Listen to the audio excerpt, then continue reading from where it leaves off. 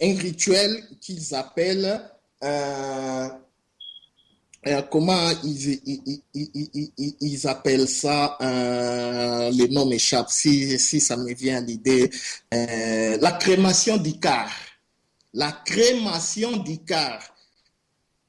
Écrivez Alexis John, la crémation d'Icare, Bohemian Grove. Vous allez savoir l'histoire de vos élites, de vos grands banquiers, le Rockefeller, le Rothschild, le Lazare, le Warburg, de vos politiciens, le Bush, le Clinton, le Blair, le Cameron, je parle de gros poissons, pas des petits. Alors, en Afrique, qu'est-ce qui se passe?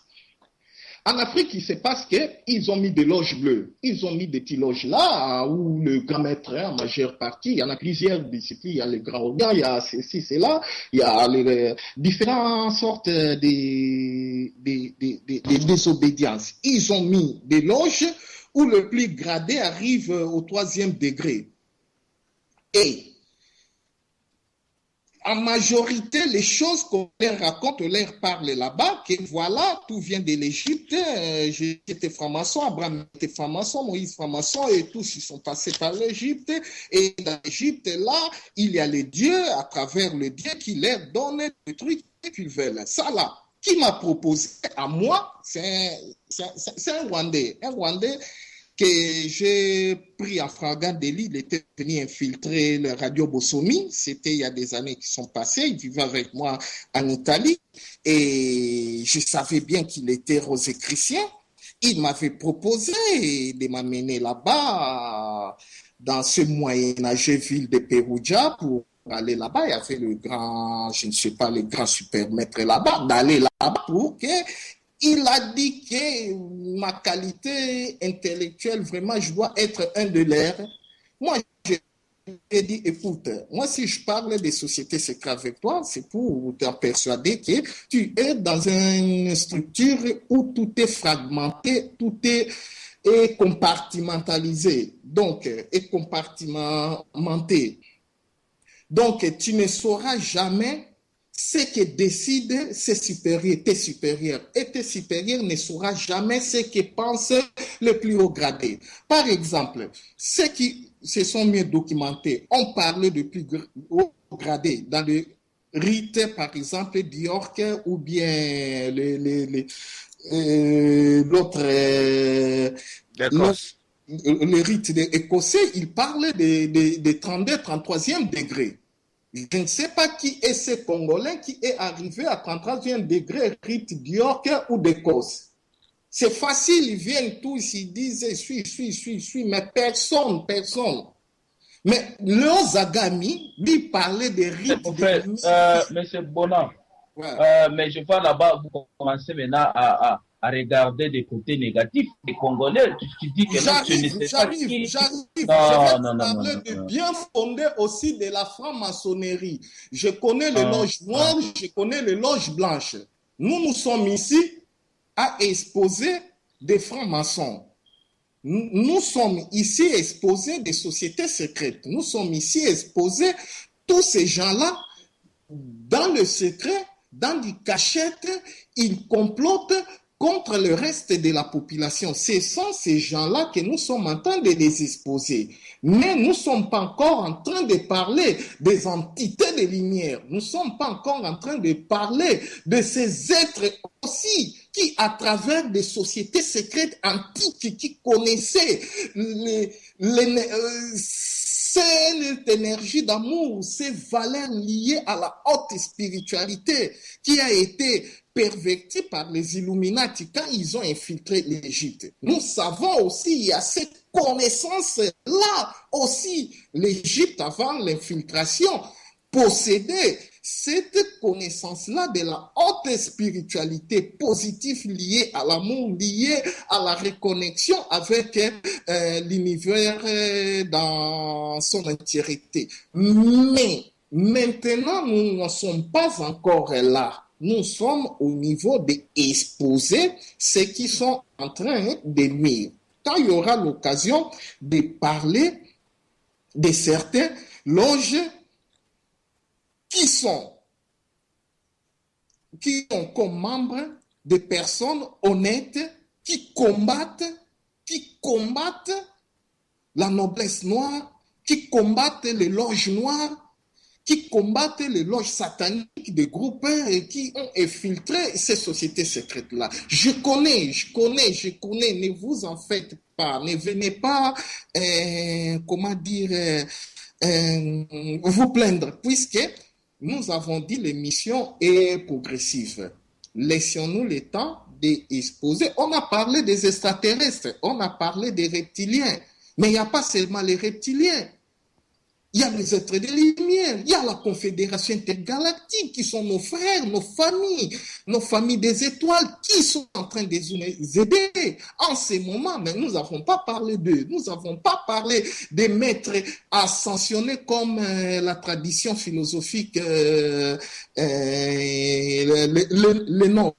De ces êtres humains qui ont réussi à s'exfiltrer de cette matrice et sont devenus ces grands êtres-là qui aident aussi l'humanité en ayant cette expérience de leur incarnation, d'avoir vaincu l'enfermement. Ces gens-là, ces entités-là existent, des entités de lumière. Nous ne parlons pas d'eux, bien qu'ils sont extradimensionnels, bien qu'ils sont aussi extraterrestres. Mais nous ne parlons pas d'eux. Nous sommes ici pour exposer l'arnaque, pour exposer l'élite. Donc, à nos frères et sœurs qui sont dans des sociétés secrètes dites lumineuses, soyez tranquilles, ce n'est pas ici qu'on parle de vous. Mais rien ne nous garantit que quand on opère sous serment, sous les secrets, rien ne nous garantit que le parcours sera toujours lumineux, puisqu'on a vu de toutes les couleurs. L'expérience nous a démontré. Dire que nous ne maîtrisions pas ces matières, ça n'a pas aucune espèce d'importance, puisqu'il y a de longs documents, et en 2 heures du temps, 1 heure du temps, on ne peut pas dire. Mais nous avons des témoins clés, même si Papa Dompey a démontré d'une façon claire qu'il n'y a même pas besoin d'aller chercher des preuves. Mais nous avons récolté des preuves. Nous tenons à donner aux gens des preuves. Alors, je vais vous donner un autre nom. Cette femme a été esclave de l'élite Illuminati. Allez écouter son témoignage. Elle s'appelle Cathy avec K, A-T-H-Y, et puis espace. O, accent Brienne, comme on écrit les noms des Irlandais, non? Cathy O'Brien, c'est une Américaine. Elle a été esclave, je ne vais pas trop en dire, esclave de l'élite, de vos présidents-là, de vos hommes-là qui décident ce qui est bien, ce qui ne l'est pas pour vous, et allez écouter son histoire. Je ne sais pas si Catherine est dans le projet Camelo, mais sur YouTube, sur Google Vidéo, surtout Google Vidéo, tapez Catherine O'Brien, vous allez quand même trouver ces vidéos.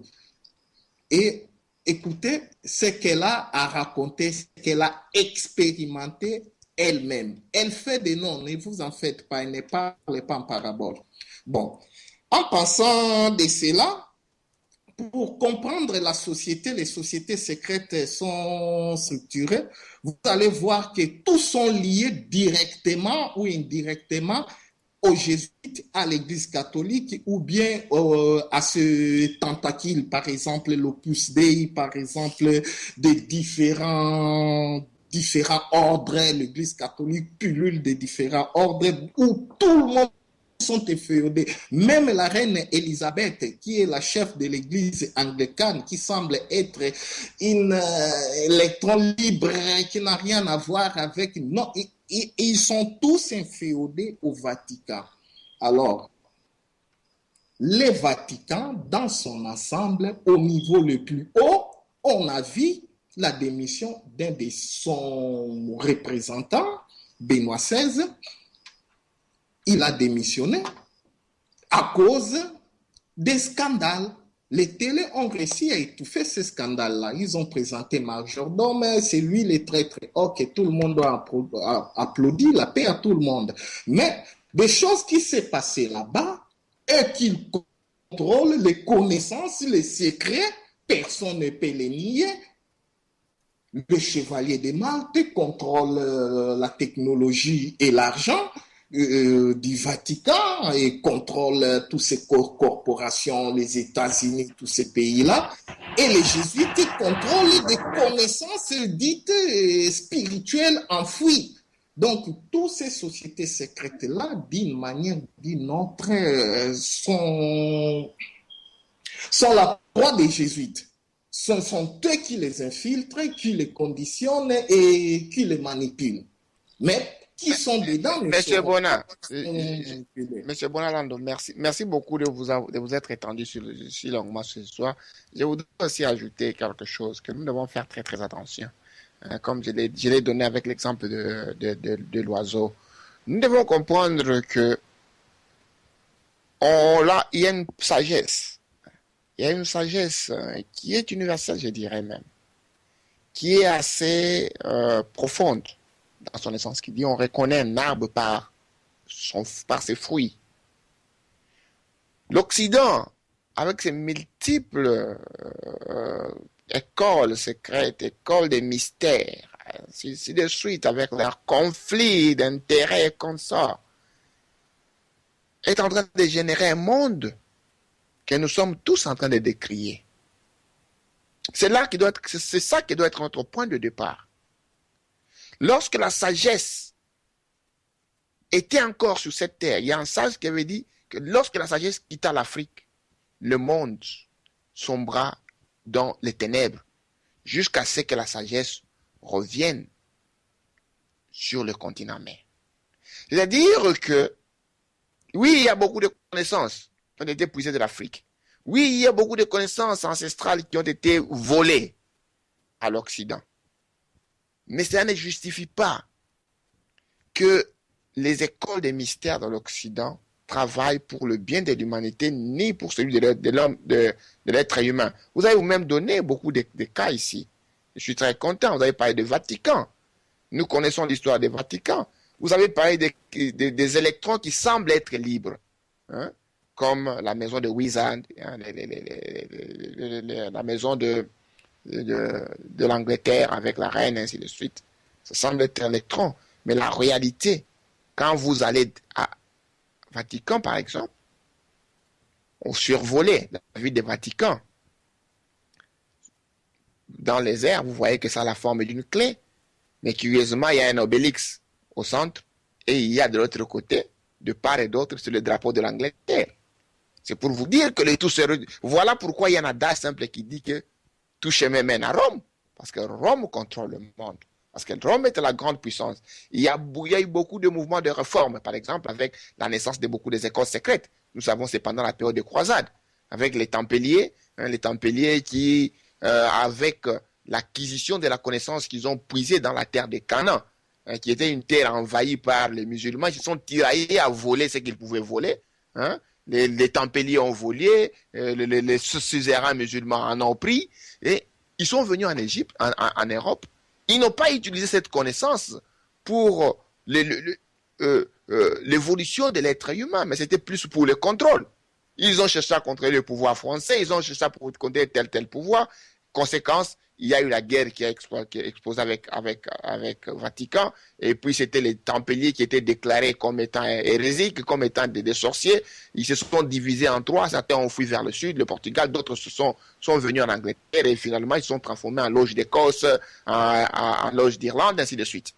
Donc, nous devons d'abord référer toutes choses dans un contexte historique pour pouvoir comprendre leur dénouement. J'ai été très content d'écouter l'intervention de notre frère Fabius qui nous a parlé de la Révolution française, qui est une révolution de la bourgeoisie. La Révolution française, c'est quoi en réalité? C'est la bourgeoisie qui a seulement chassé le tyran de